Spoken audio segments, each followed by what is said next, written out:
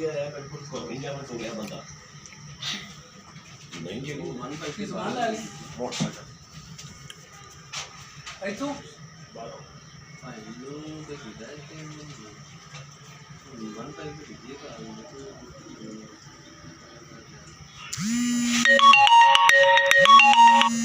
ਗੱਡੀ ਦੋਨਾਂ ਨੇ ਇਕੱਠੀਆਂ ਖਾਈ ਦੀ ਬਾਰੀ ਨੇ ਖਾਲੀ ਕੀਤੀ ਬਾਅਦ ਵਿੱਚ ਸਪੀਡ ਨਾਲ ਕੀਤੀ ਉਹ ਬੰਦਾ ਦੇਦਾ ਹੋਇਆ ਹੈ ਜਿਹੜੀ ਹੋਣੀ ਹੈ ਬੰਦਾ ਪਿੱਛੇ ਦੇਦਾ ਹੋਇਆ ਉਹ ਸਟੈਂਡ ਨਹੀਂ ਆਂ ਨਹੀਂ ਲਾਉਂਦਾ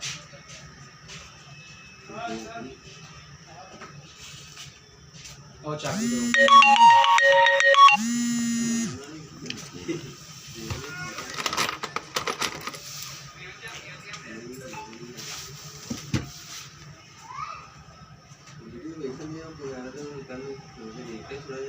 सवारियां बिठाने चले गए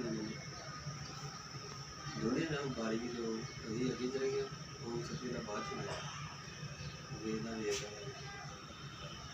नशे ही लगता सारा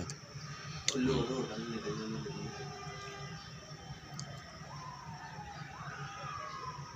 तो